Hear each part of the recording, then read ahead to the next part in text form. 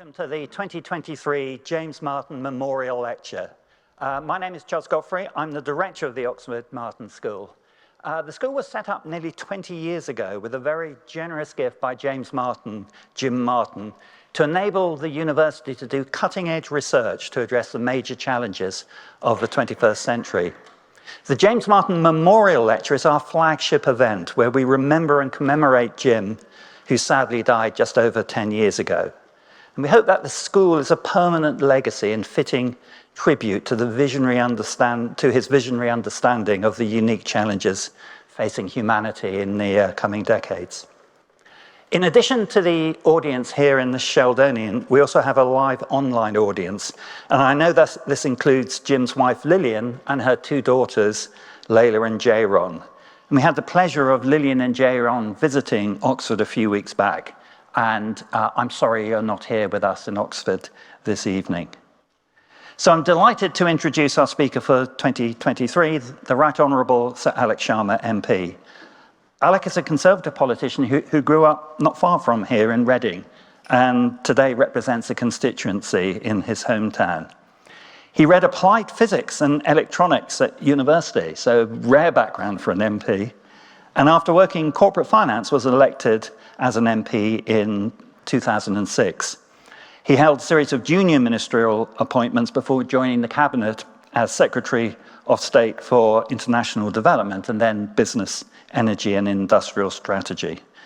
In 2021, he stepped back from his ministerial roles, but remained in cabinet as president of COP26 at Glasgow.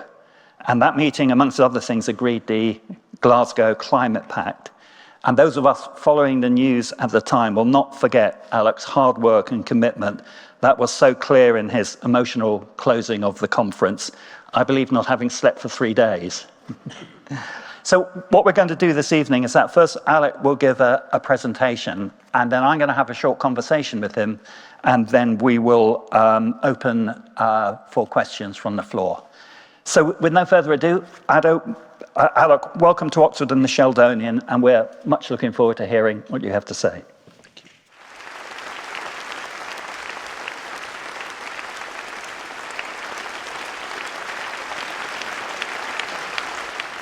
Charles, thank you very much for that very kind introduction. And ladies and gentlemen, it's actually a real honour to be invited to give this year's James Martin Memorial Lecture.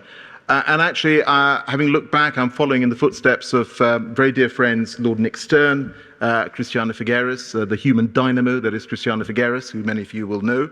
And actually, we're all also following in the footsteps of James Martin.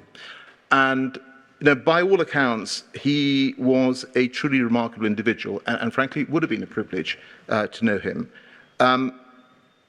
You all know his vision for this school, and it was about bringing together brilliant individuals to find solutions, as Charles has said, for the most pressing global challenges and opportunities of the 21st century. And as I'll set out and explore in my speech, and of course in the discussion that we have, I believe that in a world which is in turmoil and which is facing very many immediate and short-term challenges, which we obviously collectively have to address, tackling the chronic threat of climate change and its impacts remains the biggest global challenge and opportunity that the world faces in the years ahead, in the decades ahead, and actually I would go so far as to say in this make or break century for the planet. Now, the last time I was in this magnificent building was over 2 years ago. And by the way, I'm very pleased that it's not been designed to modern standards. Thank goodness it's still standing and looking wonderful. But that was back in September 2021. And I came here for the graduation of my older daughter, Isabella. COP26 was 2 months away. And I was trying incredibly hard to focus on the ceremony. And I have to say, your ceremonies here at Oxford are quite unique compared to other universities, but they're great. And I was trying very hard to have a sort of clear day without thinking about all the things that we needed to get done before we got to Glasgow. And my wife and I were sitting literally up there, along with lots of other proud parents, and looking beaming at our offspring and obviously secretly congratulating ourselves for their brilliance, because it's always down to us rather than their hard work. And as the ceremony was going on, there was a parent sitting next to me, a really lovely lady, and she leant across and she said, "You must be really stressed right now. Thank goodness you get the occasional day off." And actually, it was a great day. It was a fabulous day. And I want to thank, obviously, Oxford and St. John's for taking such good care of my daughter during her time here. And I have actually a message for all the students, and I think there are lots of students here, and some of you may have just joined in the last few weeks, which is that, of course, you're here to work hard, so definitely do that. You got here because of your hard work, but also enjoy yourselves, right? The time goes really fast. And I know it's a very dad thing to say, but honestly, it is absolutely true. So enjoy yourself at the same time as working hard. So, talking of COP26, I'd like to take you back to almost 2 years ago in Glasgow. And if you recall, the world was still in the grip of COVID. And we'd cancelled COP26 once. It was due to take place in autumn 2020. And because of the pandemic, we agreed that with other nations that we should cancel this. And actually, in the weeks leading up to November 2021, I had lots of calls from lots of people telling me I personally should stop it and postpone it once more because of the risk of COVID at an event involving many tens of thousands of people. And I took the decision that we should proceed. I trusted the measures that we had in place, and actually, I can report that the incidence of COVID within the conference centre was far lower than that in the general population. But nevertheless, we had to deal with this extra issue, which I hope no other future COP faces. And as a result of COVID, we also had our economies incredibly stretched, responding to COVID. I was business secretary at the time during that year when I was basically doing the COP role at the same time. And I remember recently speaking to one of my senior officials from that time, and she said to me that I came out of the first meeting, one of the first meetings that we had when we were discussing the first economic response, which was several tens of billions of pounds, and that I looked totally ashen-faced. And I don't remember this, but she said to me, apparently I said as I came out, we're going to be paying for this for years. And you know the outcome. We managed to deploy over £400 billion to support people with their lives, their livelihoods, and businesses. And it was absolutely the right thing to do. Absolutely the right thing to do. But the reality is that that has cast a shadow. And when we talk about spending money on many of the other issues that are important, that is something that we have to bear in mind. And of course, we also had a worsening geopolitics even at that time, which I was very concerned about. And then, obviously, after COVID, after COP26, we went into 2022, and things got a lot worse with Putin's illegal and brutal invasion of Ukraine. But despite all of this, and all of these differences that countries had amongst themselves, under our leadership, under our presidency, almost 200 countries came together and they agreed to forge the historic Glasgow Climate Pact. Now, I'm the one standing in front of you today giving this speech, but I can tell you that getting this pact agreed was a huge Team UK effort. Brilliant civil servants, brilliant diplomats around the world, all our partners in civil society and business, they were responsible for bringing all of this together. And I sometimes feel that, you will know this, those of you who are in leadership positions in your organizations, when things go well, you sometimes get a disproportionate amount of the plaudits. And I feel a little bit like that. But you also know that when things go wrong, if you're in a leadership position, you face the opposite effect. But the one thing I can tell you is that many of the people I've spoken to since we've had COP26, including actually those in other governments, have remarked that what we got over the line at COP26 was arguably one of the biggest soft power wins for the UK in decades. And there is absolutely no doubt that I literally stood on the shoulder of giants in the UK system as we negotiated for this. And again, I want to place on record my thanks to the UK team, and also we had a group called the Friends of COP, and some of them are here. So thank you as well for everything you did to help us. So what did we actually achieve at COP26? Well, I think we got more done than many people had expected. We managed to get countries to increase their emissions reduction targets, those nationally determined contributions. We managed to get more finance pledged by developed countries to help developing nations, particularly in terms of adapting to the changing climate. We managed to go from 30% of the global economy covered by a net zero target to over 90%. Just about every single G20 country signed up to a net zero target during the time of our presidency. We closed off the Paris rulebook. Some of you will be aficionados of the technicalities of the Paris rulebook, and I can tell you there are a lot of people who didn't think we would get this done, but we did. And then for the first time in 26 COPs, we managed to get language on phasing down the use of coal. And those of you who have read about what happened at the end and who may have actually seen what happened know that there was a big wobble in the final hours. And China and India objected to the original language on phase out of coal use. And I was acutely aware at this point that in these processes, everything works on consensus. You just need one country to walk away and the whole thing collapses. 2 years of hard work, of international diplomacy. And it's kind of the first time I really understood the meaning of that phrase, having the weight of the world on your shoulders. And I can tell you, I definitely didn't need that Oxford parent to remind me how stressed I was. It was pretty stressful, but nevertheless, we managed to get this thing over the line. And we also managed to get very significant commitments from the business community. I spent 20 years in finance and business before I went into politics. And for me, it was incredibly important that alongside these incredibly important negotiations among countries, we also needed to get the business community there so they could make commitments, because ultimately we rely on them to press forward and deliver on these net zero commitments that countries have made. And I'll come back and talk a little bit more about the business commitments.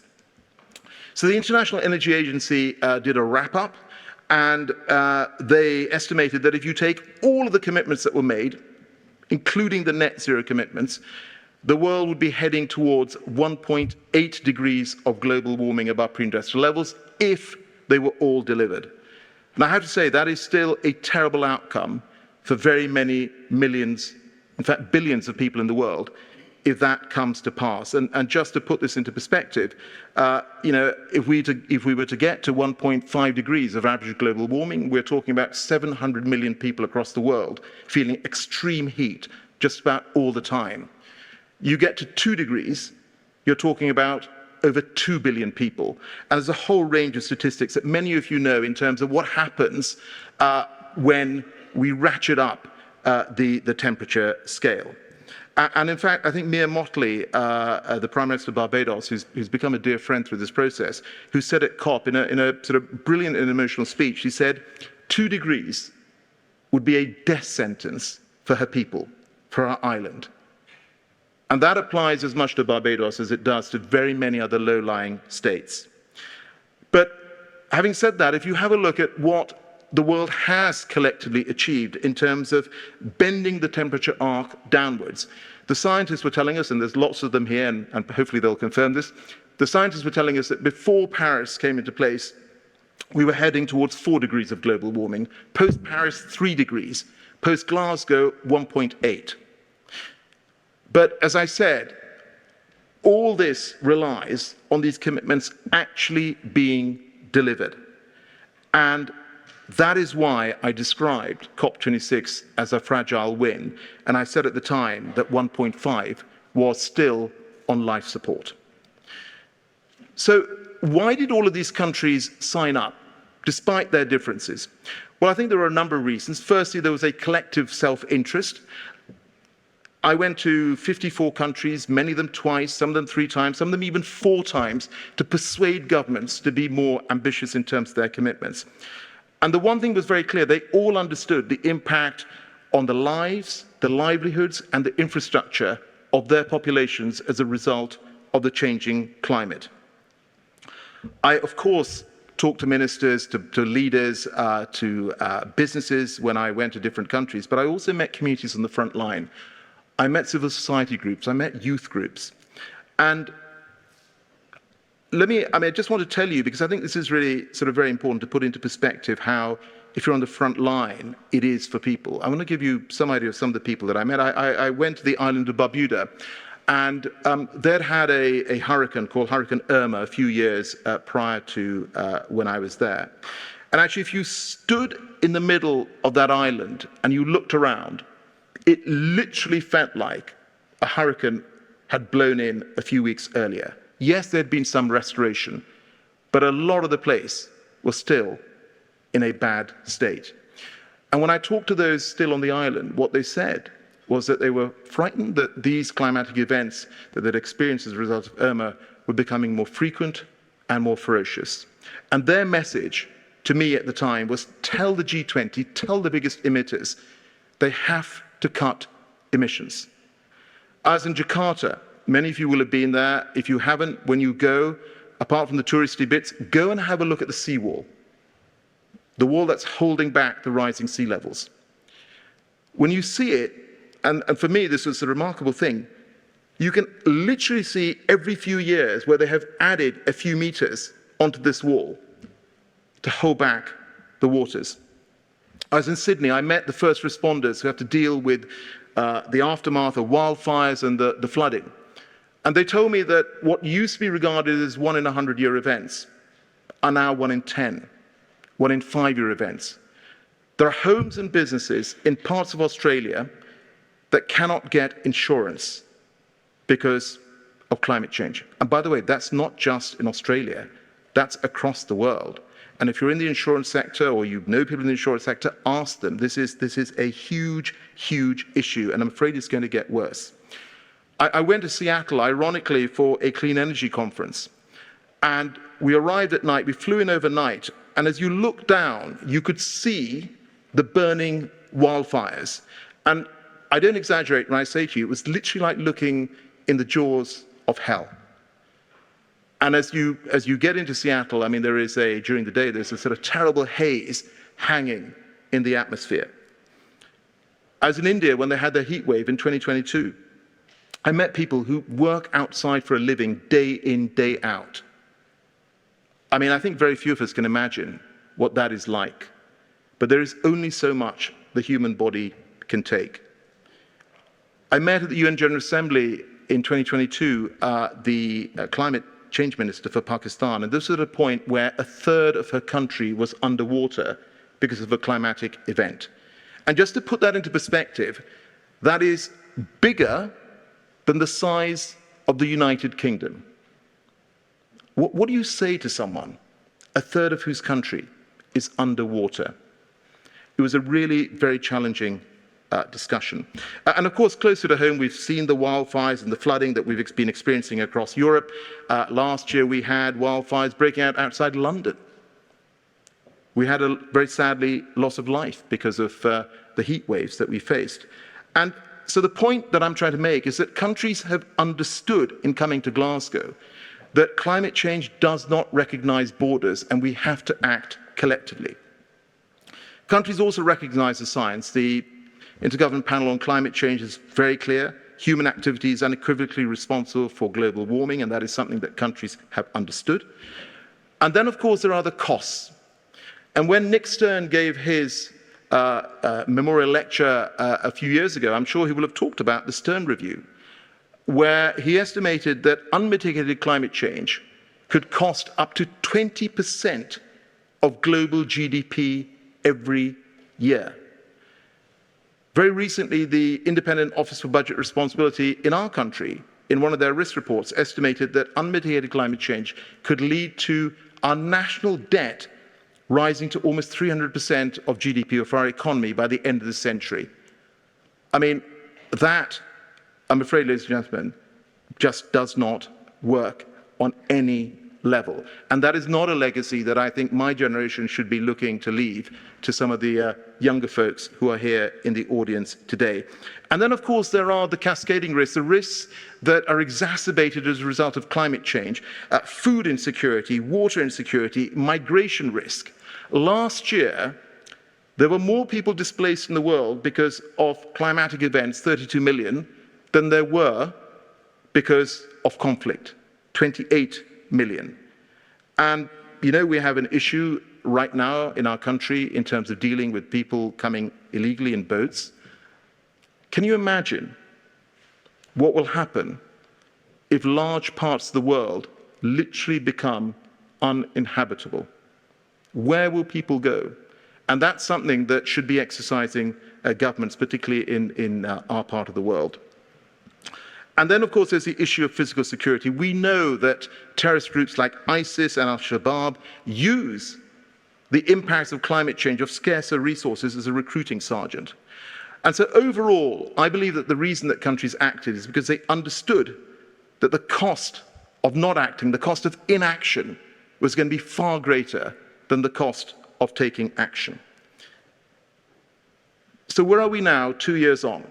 Well, we're at 1.2 degrees of global warming above pre-industrial levels. 2023 is the hottest year on record, and the warnings keep coming.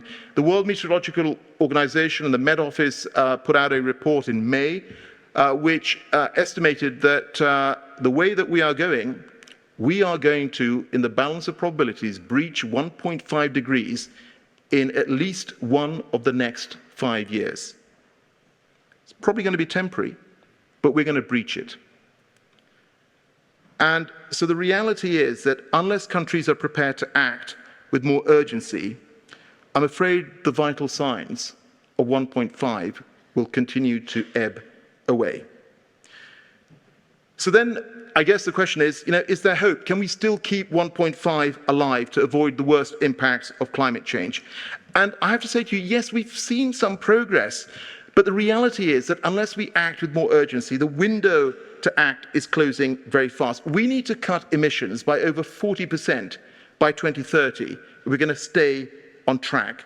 Now, global emissions are starting to flatten out, but the reality is that the trajectory of these emissions needs to come down a lot faster. And look, we have seen some progress. So we've seen significant falls in the cost of wind power, in solar over the last decade. Last year, almost 3/4 of all newly installed energy capacity globally was wind or solar. In the coming years, the expectation is that renewables will be the largest source of electricity generation globally. And one of the impacts of Putin's illegal war is that it did spur countries to speed up renewables deployment, because people understood you can't rely on hydrocarbons controlled by a hostile actor. And if they hadn't already twigged this, they certainly understood that energy security, national security, and climate security are totally interlinked. Electric vehicles. In 2017, 1 in 70 new car sales in the world were electric vehicles. Last year, it was 1 in 7. This year, it's estimated to be 1 in 5. The deployment is speeding up. And the point here is that the IPCC has estimated that we've basically largely got the technologies to meet our 2030 emissions reduction goals. We just need to deploy them a lot faster. So what about the business community? I talked about why I think it was important to have them at COP26. And I can tell you, I spent a lot of time talking to businesses, and many of them have recognized that the pursuit of net zero is the biggest economic opportunity of the century. They're responding to what their customers want, what their clients want, what their employees want. And there are very many people going into the workforce, young people, many of you on your way in, or certainly will be in a few years. And what I hear is that one of the things that people are looking for now is to work for a company which effectively has a social conscience, which has got serious climate commitments. And I can tell you companies, large and small, absolutely recognize that. They also understand that actually it's quite good for your bottom line as well. And going into COP26, we had over 5,000 international businesses signed up to the UN Race to Zero campaign. That figure has grown to over 8,000. And we had $130 trillion of assets, financial assets, huge wall of money committed to investing in a net zero future. By the end of last year, 70% of the FTSE 100, our 100 largest companies, had set science-based targets for net zero by 2050. And actually, even in the US, by the end of last year, around 40% of the Standard & Poor's had done the same. So, there is hope. Things are happening. They just need to go a lot faster. So after COP26 came COP27, and some of you will have been there as well. And in my closing remarks at COP27, I acknowledged the historic agreement on the creation of a loss and damage fund. I think that was vitally important. And I made the point that the contributions, the money that goes into this, has to come from the widest range of parties and sources. And again, those of you who follow these things will know that the Transitional Committee putting this thing together has met recently, and there is more work to be done if the aim is to operationalize this fund to support developing nations by the time COP28 finishes. But I did say at the time, very publicly, that COP27 was not an unqualified success. I had very many challenging conversations at COP27, and many of us went there to get more ambition than we had at COP26. We just about managed to hold the line on what we achieved at COP26. But we had to really battle for it. We had to really battle for this. And there were significant elements that were not in the final agreed text. We didn't manage to agree a date for the peaking of emissions. We didn't manage to have clear follow-through on the phase down of coal. We didn't manage to get a clear commitment to phase out fossil fuels. And we had 80 countries, including the UK, pushing on that agenda. And some of the text, particularly the energy text, was weakened at the last minute. So now we are some weeks away from COP28. What do we want to see coming out of that? Well, I think the first thing we have to acknowledge is that the global geopolitics is definitely more challenging than going into COP26. Russia's illegal invasion and that war in Ukraine continues to cast a long shadow. We now have conflict in the Middle East. And I was the cabinet minister responsible for our negotiations on climate and energy at the G20 in 2020, 2021, and 2022. And 2020 and 2021 were productive. We managed to get agreement on quite a number of things. 2022 wasn't productive. And I think the same thing happened at 2023, where we weren't able to get a joint agreement on the climate and energy track. So COP28 is going to be a real test of the multilateral system. Will world leaders once again be willing to put aside all their other differences to try and tackle this existential issue of climate change? And of course, what we're going to get is a response to the global stocktake. You will all know that countries have come together. They've looked at what they said they would do, where we are, what we've actually managed to do, and surprise, surprise, we are some way off where we should have been. And therefore, what we're going to need to see is some updated emissions reduction targets and also some sector plans. It's no good saying, I'm going to be net zero by the middle of the century. The question that should be asked is, what are you going to do in the transport sector, the energy sector, the agriculture sector? What are you going to do by 2030, by 2035, by 2040? And I think that is something that countries are going to have to answer. We also need to see a huge push on renewables capacity being deployed across the world. And I think there are estimates that we need to be at 3 times the level of capacity by 2030 that we have now. And in fact, in parts of the world, like Africa, we need to be going at an even faster pace, 6 times as fast. And during the COP process, we worked up something called the Just Energy Transition Partnerships, bringing together finance from developed countries together with the private sector to support emerging economies like South Africa, like Vietnam, like Indonesia, and subsequently others, to make that transition from coal to clean energy. And this element of just is actually vitally important. Because when I was in South Africa last, I met miners, I met the mining unions, and they said to me, look, we understand that we've got to cut emissions. We know it's important for our future and our children's future, but you have to understand that tomorrow we have to put food on the table. And therefore there has to be a plan, if we're no longer working in the coal sector, for jobs in these new industries. And that has to be part of this just transition. And frankly, that's as relevant in South Africa and in developing nations as it is in the developed world as well.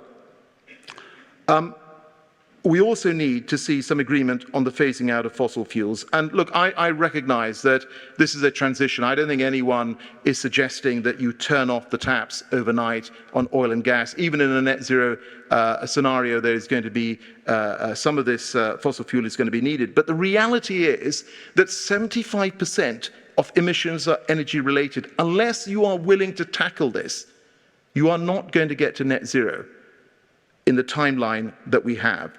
And at the G7, they did agree language on the phase out of unabated fossil fuels. There wasn't a date. But I hope this is something, and I know this will be a big issue that will be debated, and I hope that there is some success on language on fossil fuels.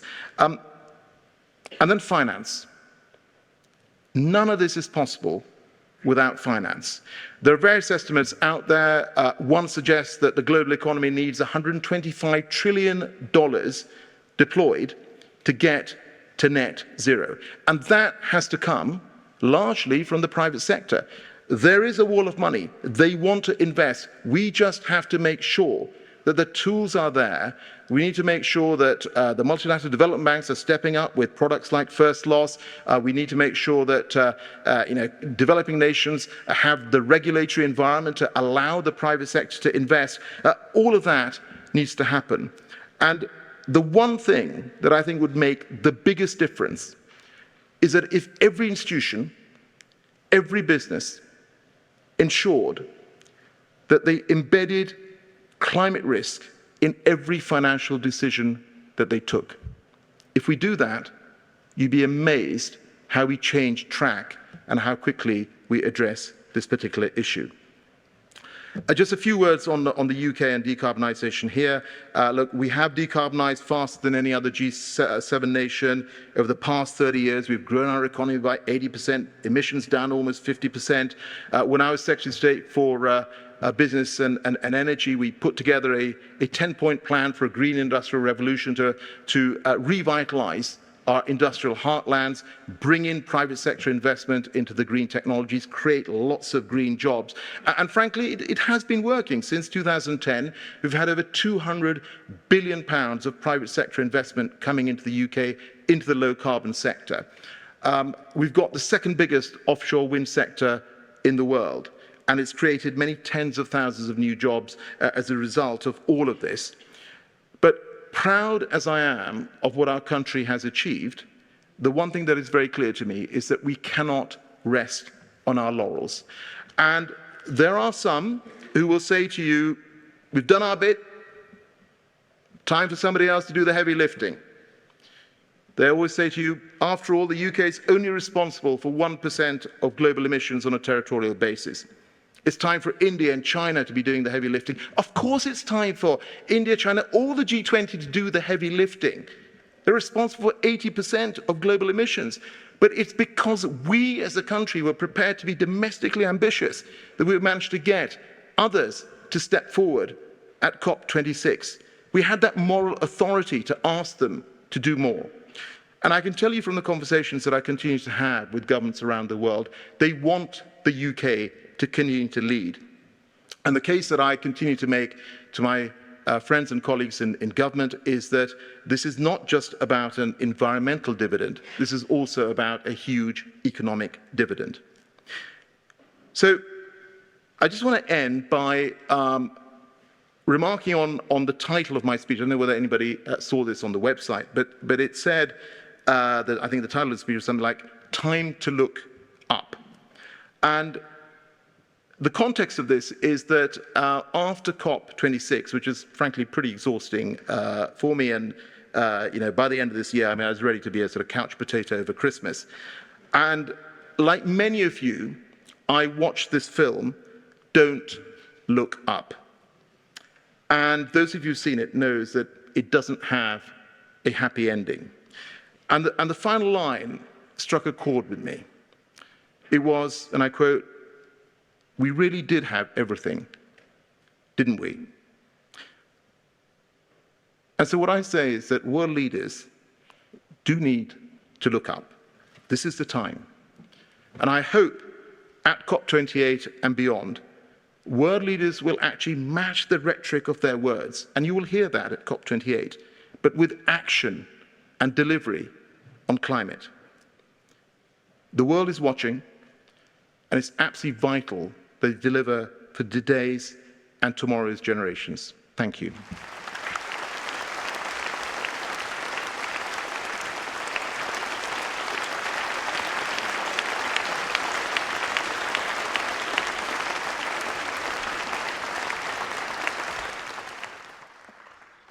That was fabulous. Thank you so much for that. Before I ask some more substantive questions, could I ask you to say a little bit more about what it was like on that last day in Glasgow in COP26? From the outside, it looked pretty frantic.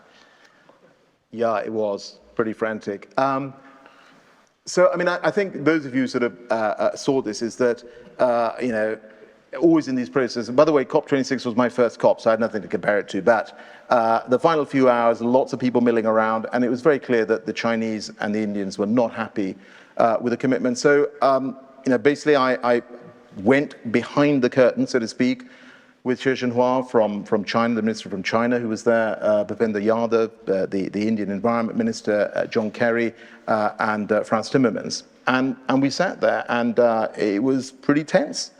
And then there came a point where I just said, okay, what is it that you can live with, to the Chinese and Indian ministers? And I literally wrote down, word for word, in longhand, what the language was that was effectively the compromise that was sort of on offer. And we went backwards and forwards. And by the way, I still have that piece of paper at home. At some point I might, I don't know quite what I'll do with it. But anyway, I still got it. Give it to the Bodleian. Okay, give it to the Bodleian, fine. But the one thing that I was sort of acutely conscious of is that because we had effectively sort of gone off stage and the whole thing had become incredibly opaque, time was running. And the more uncertainty there is, the less chance there is that you're going to get a deal. And so we really had to sort of press on. And once I'd got this wording, I came out and I sort of showed it to the heads of the various negotiating groups to ask, would they be prepared to support this, even though it wasn't exactly what they wanted. And then, of course, we went to the plenary itself. But yeah, it was stressful. Turning to the COP in a few weeks' time, you mentioned the global stocktake, and that is estimating business as usual 2.6 degrees or something like that. Many people are calling for resets, roadmaps to really accelerate action. How optimistic are you that at least a first step towards that is going to come out of Dubai? Well, so let me put this in the sort of context of COP26. So, when the UK took on the presidency and then we had a change and I was appointed, I think there were lots of question marks frankly, about me. People quite rightly said, you've never been to a COP before, how are you going to get anything done? And I understand that. And we had to work very hard on that. And people did question, were the Brits going to be able to get anything over the line? So I think that the point I'm making is that every presidency faces questions. And I think that's right and proper. And you never really know until the end, what the outcome is going to be. But what you can and need to do is to be out there, building the coalitions, building the trust. Because I can tell you, One of the reasons we were able to get COP26 over the line is because the UK team and I invested so much time over those 2 years in meeting other governments, in having those discussions. So when I said to people, this is the best that I can deliver, they trusted it. And I think, so the point I'm sort of making here is that I think it's we won't know until the very end what the outcome is. But I do know that the COP28 president-designate has been putting in a lot of hours. His team have been out there sort of talking to people. So, I remain hopeful. I mean, there have been some mixed messages on phasing down, phasing out fossil fuels, whether it's the degree of abatement, how much will be done by carbon capture and things. Do you think there is a clear message coming out now? Well, at some point, there will be a text that will emerge. Countries will have a chance to comment on it, and they will have a chance to negotiate on it. I mean, I'm no longer in government, so I'm not involved in those negotiations, but obviously I retain a great deal of interest in terms of what that wording is. We will find that out as we get into the start of the COP process. And then you mentioned the Loss and Damage Fund, and there's a lot of interest in adaptation and how one can get more money going, especially to least developed countries.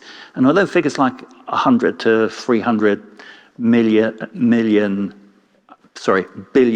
US per year sound a big number, and they are a big number, but then subsidies for fossil fuels are of the order of 7 trillion, according to the IMF. Are you optimistic, especially at this time of such geopolitical tensions, that the richer countries are going to go beyond pledging and actually delivering the finance? So one of the sort of key trust elements of this COP process for developing nations is the delivery of $100 billion a year in climate finance, which was promised back in 2009, was supposed to be delivered by 2020. It wasn't. Under our presidency, we got a report done, which is obviously the numbers verified by the OECD, which said that we would get to 100 billion by 2023. So certainly one of the things I think we do need to see is some kind of verification and understanding that we have got to the 100 billion in terms of climate finance for 2023. And that, I think, will hopefully inject some measure of trust. But I go back to this point, is that ultimately you're going to have to deploy money from the private sector if we're going to get anywhere close to net zero by the middle of the century. And that's why that piece of work is so important. We've had a change at the leadership of the World Bank. Ajay Banga has put climate again now is sort of one of the sort of key areas they're going to focus on. There's talk about how you deploy the balance sheet of the multilateral development banks further to try and release more money. But ultimately, we have to find mechanisms to get the private sector to invest. That is what is going to deliver the level of finance that we need. I thought you made a really important point about the discussion about net zero going beyond sort of national level and into particular sectors. And it's always struck me that agriculture in particular, which is arguably responsible for 30% of emissions, has always been left out of Kyoto and Paris. Am I right that there is, that in Dubai and other things happening at the moment, there is a move more to bring agriculture in and to have some of the difficult discussions, both about the production side, but also the consumption side? Well, again, Charles, I'm not involved now in the discussions, but yes, my understanding is that there will be more on agriculture, on health, on some of these issues that haven't been at the forefront of discussions before. But you can have lots of discussions.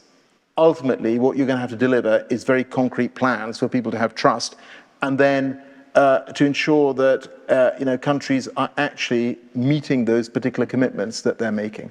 So I'm going to ask one more question and then go to the floor. So if we could have the microphones around.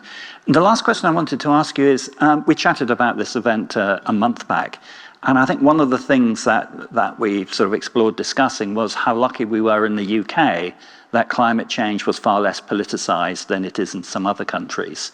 And of course, in the last month, it has become more politicized. And I wonder if you might just reflect on that, whether it makes substantive change, whether it will last. It's a very good question, isn't it? Look, I think you're absolutely right that we've had a broad consensus in our politics on this particular issue, and actually we are still committed. I think all the main political parties are committed to net zero by 2050. It's enshrined in law. We are committed to our nearer term carbon budgets, which is again, they're legally binding. You're making reference, I think, to the Prime Minister's speech some weeks ago. And at the time, I commented very publicly that I was disappointed with some of the messaging that was coming out of it. There was actually some very positive stuff in there as well about reforming the grid, which perhaps didn't get the level of reporting that it should have done. But I think the issue with it was twofold. One is, one of the policy areas that there was some rowback on was the date by which we should be phasing out petrol and diesel vehicles. And that date was moved from 2030 out to 2035. And I was Secretary of State when we announced that date in November 2020, and that was after a lot of discussions with the auto sector. And if you are in business, and there'll be plenty of folks here who work in business or run businesses, you know the one thing that you definitely want. You can cope with just about anything, but the one thing you want is certainty of policies. And that is the basis on which you make long-term investments.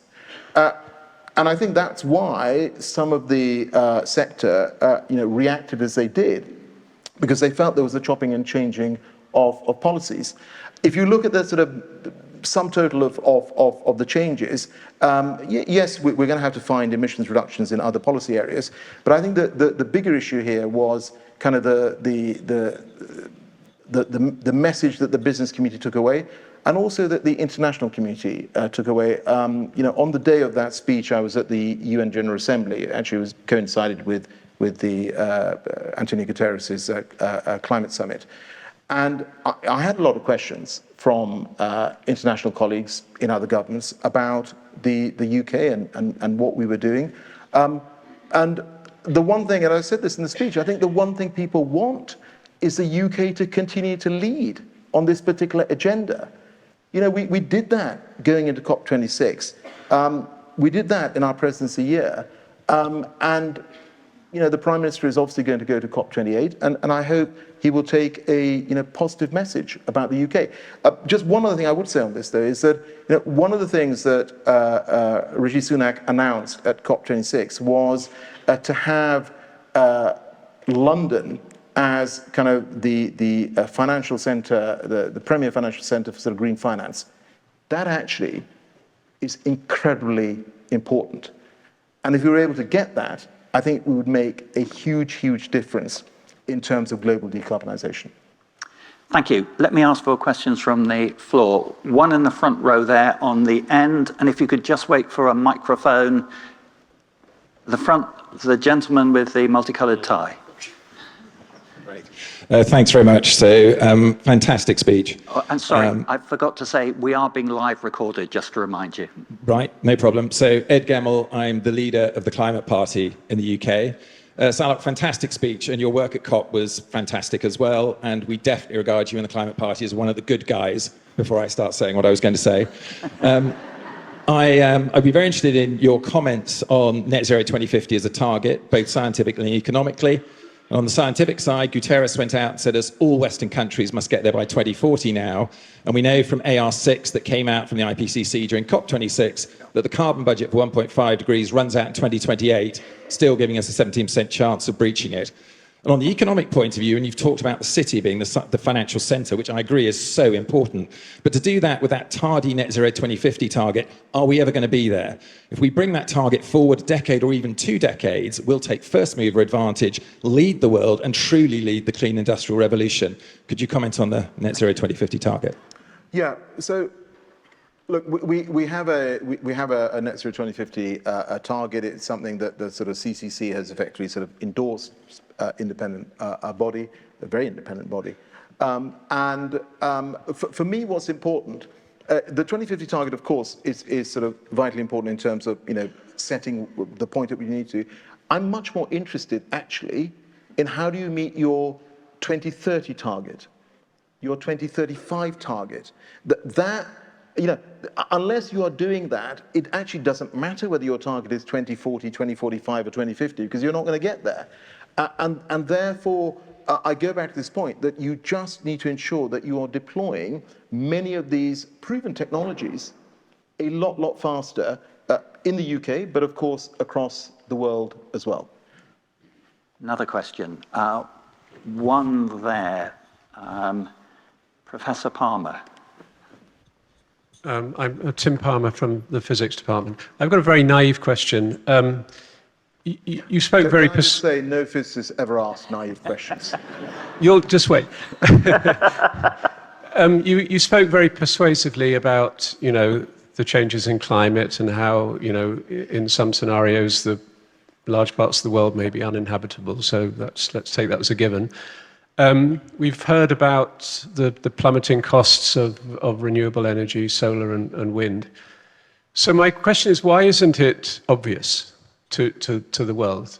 What are the obstacles? What are the main obstacles that prevent what seems to be an obvious way to go from happening? It is absolutely obvious. I think there are a number of things. One is finance. So the cost of capital for deploying projects in developing countries is significantly higher than in developed nations. And as I said, what you need is a private sector to be deploying their money. And actually, if it is easier and safer to get a return in developed countries, logically, that's where you'll go. I think so that's one of the things that we've tried to do with these just energy transition partnerships, using some of the sort of grant finance to support governments to reform regulation, to put in place revenue mechanisms like, we've had the contracts for difference auction process to basically encourage private sector investment. The second thing is the grid. And frankly, whether that is in the UK or whether that's in any other country, you need to make sure that you are strengthening your grid, and that is going to take a lot of investment, and you need to do it really pretty fast.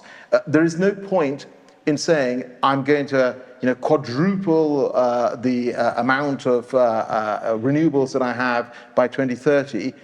If you cannot connect to the grid, it really doesn't matter. And I think that's one of the other things that holds back. And just, I think the third thing is, planning regulation. And I'm talking now about, UK, Europe, developed countries.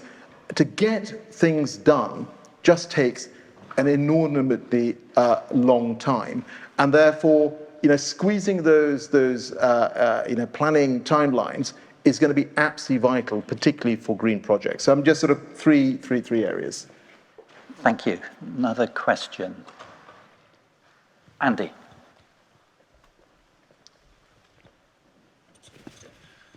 Thank you very much. Andy Pollard from the Vaccine Centre and the Pandemic Sciences Institute. You gave a very nice summary of some of the risks associated with climate change, but you didn't mention infectious diseases. And the last few years, we've seen a big increase in insect-transmitted diseases moving north. You mentioned the flooding in Pakistan, which was associated with huge cholera and malaria outbreaks. And of course, if you look back into history, climate change is associated with pandemics, the spread of the Black Death in the 14th century. And we have seen an increase in plague in the last few years in multiple continents. So I just wondered whether perhaps that needs to be on your list, because not only is it relevant to make the case, but also we're seeing, now the pandemic's over, very little investment in thinking about protecting populations against that other important risk of climate change. Yeah. No, you're absolutely right. And it is absolutely one that I should have mentioned. And I think it's one of the reasons that health is going to be part of that discussion at COP28, recognizing the impacts, the negative impacts as a result of the changing climate. So no, you're absolutely right. Absolutely right. And Nat, just in the second row there. Hello, thank you. I'm Nat Seddon, Department of Biology. Thank you very much, Alok. It was a really, really great speech. I'm heading towards Dubai, as I know you are, in a few weeks' time, and I think many of us that are very, very worried about the potential for greenwashing on an epic scale.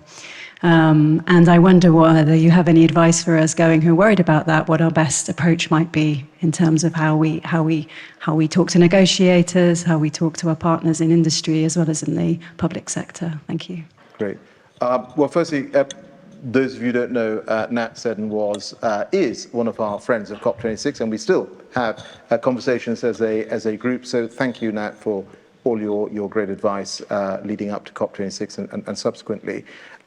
Look, I mean, I think greenwashing has been an issue on the agenda over the last few COPs. And in fact, it was at COP26, as you know, when Antonio Guterres announced his effectively sort of commission looking at this issue. I think, frankly, it's about transparency and calling it out when you see it. And you know, if we are much more transparent in these discussions, I think there is hopefully a lower chance that we are going to end up with greenwashing. The other thing that we were, I mean, I know there's this sort of whole discussion on sort of the oil and gas sector, and you know, look, my view, some of you may think this is sort of a bit controversial, but I think you need to involve all sectors as part of this discussion. Because especially if you're, you know, if we agree that 75% of emissions are energy related, then obviously you have to involve those involved in those particular sectors. But it is, you know, again, as I said, about being transparent and basically asking them to clearly set out their commitments, how they're going to address scope 1 and scope 2, yes, but actually also issues around scope 3. Thank you. We're beginning to run out of time, so I'm going to take a couple of pairs of questions. So Sarah there, and then the gentleman in. Okay, I will do that in a moment, but we will first go to Sarah in the front here, and then the gentleman there. Wave your hands if you're near the back, because I haven't been seeing you. Sarah. Hi, thanks, Charles, and thanks for a really informative speech. So you've, in answer to the various questions about what are some of the challenges and constraints on taking this agenda forward into action, you've made particular stress on the economic and financial constraints and challenges that lie ahead. I wonder if you could just say something about how seriously you take what I would call more political challenges or constraints, and in particular the rise of populism, informed by various kinds of social media interventions that actually lead in democracies to quite significant, whether at local level or national level, challenges to much of this agenda. Thank you. Thank you. And then if you could pass the microphone just to the person, and forgive me if I ask for as brief questions as possible so we can get some more in. Nicely related to the last question.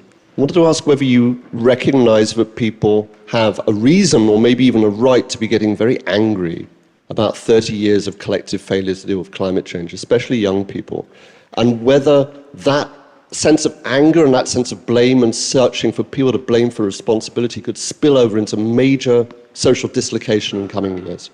Thank you. Great, thank you for that.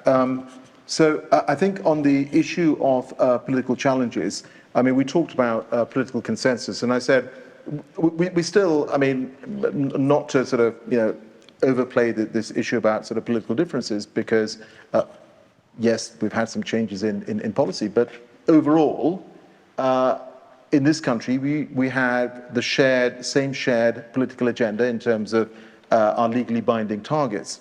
And actually, that's one of the things that's also very important if you are in business and you're looking to invest. You want certainty of policy, but you also want to ensure that the climate for investment is not going to change if there is political change in your country. Look to the US. Now, when the last time we had a Republican president, they left the Paris Agreement. President Biden came in, rejoined, and we'll see what happens at the election next year. And I think that's why ensuring that the business community is so involved in this and is able to message to different political parties that actually it is in their interests and the interests of the voting public that you follow through with this agenda, that is going to be really important. And I mean, if you look at the US, for instance, we've had the Inflation Reduction Act introduced there. My personal view is that I think it's a really interesting piece of proper industrial policy, looking to build investment in green industries and green jobs for the future. There's an element of sort of reshoring manufacturing, but it is a industrial policy. And if you look at where the finance has been flowing, quite a lot of it has been flowing to states that perhaps haven't voted for the Democrats. And so, the role of the business community, again, is going to be really important in this messaging. I can tell you from the work we did at COP26, is that in trying to persuade some countries, some G20 countries, to go to net zero, for them, hearing that message from the business community in that country was actually really important. I think on the issue of having the right to be angry, I completely understand this. I've got two daughters, 124, 122. They talk about this issue, right? This is we talk about this issue, and not just because of, I've done COP. This is something that before I got involved with any of this, this was a topic that came up in discussion, at the dining table. This is something that the younger generation absolutely care about, and there is an issue of having anxiety about the impacts of climate. I hear that when I go to schools in my constituency, where you have young people worried. And I think the message that I deliver to them is that there are things happening. You do need to ensure that things happen much faster. But the one point I always make is, particularly for those who are in sixth form and coming up to voting age, is that have a look at, which party you think, if this is an agenda you care about, is going to bring about the sort of changes that you want. So I understand the anger, and I think we were discussing this earlier, Charles, about the implications for the younger generation here and for those that come after. But be part of that positive change in pushing governments and pushing political parties to do more. So apologies if I've been missing hands at the back. Perhaps the person who told me off.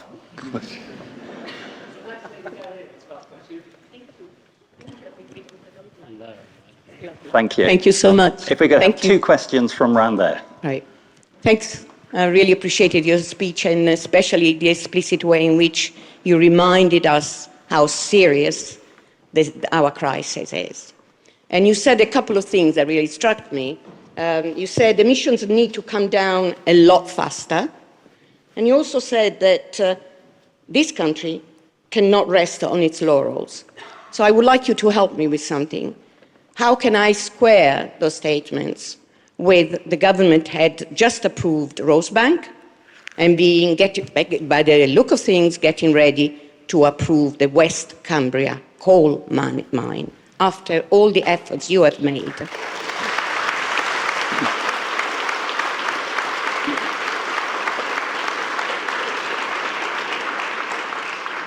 Actually, after that round of applause, perhaps, Alok, I'll go straight to you to answer that.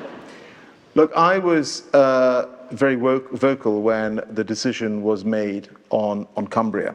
We'll see whether this mine actually ever emerges. And the argument I made was, firstly, 85% of this stuff, which is coking coal, is going to be exported. I mean, that's the business plan put together by the consortium that's got this particular project. The key sort of steel makers in the UK, I think one or two said they weren't going to use this stuff. And those that were sort of concerned about the sulfur content. And so, did we actually need to mine this? And actually, I also made the point that in that part of the world, and this was something that I think there was a report produced by the Local Government Association, which basically said that, if people put their sort of minds to it, you could create thousands of green jobs by 2030 in that particular area. And I think there's a sort of second element to this. And again, I've said this very, very publicly. So if there are any journalists here, this is nothing new. I've said very publicly at the time that this also has an impact on sentiment and how people look at the UK and how we're able to try and persuade other countries. Because if you say to a developing nation, would you mind terribly if you could move away from coal to clean power? They will come back to you and say, well, thanks very much for that advice, but aren't you opening a coal mine? And the distinction that it's coking coal rather than coal in sort of power station flexibility, that isn't there. It is just the messaging. And so, therefore, I think for that reason as well, I personally was against that particular decision. When it comes to more oil and gas, look, I mean, personally, I'd like to take this sort of emotion out of these discussions. I think you need to follow the science, right? That's my background. There's lots of scientists here.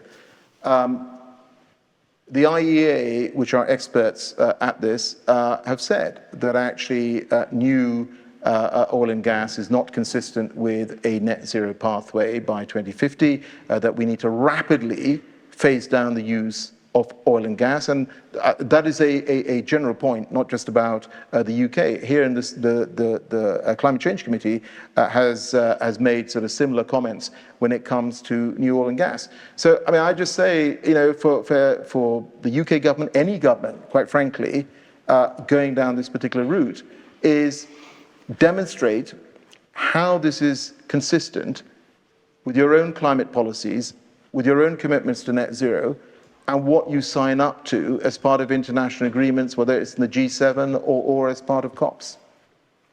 So look, I'm afraid we're going to have to finish there as we've come to the end of that time. You mentioned the anger and the enthusiasm among young people. One wonderful thing that was happening during the times when school children on Fridays were coming out and demonstrating, they'd often demonstrate just out there. And decrepit professors like me would walk by them and give them a round of applause and things. And if there is a hope, it is with the enthusiasm there. Alok, this has been a wonderful lecture. I know you're stepping down from Parliament at the next election. I very much hope that you remain engaged in climate change and the arguments around it. Glasgow COP26 put the UK much more centre stage in these debates, and I very much hope that you'll continue to ensure that we stay there. Please join me in thanking Sir Alok Sharma for a fascinating talk.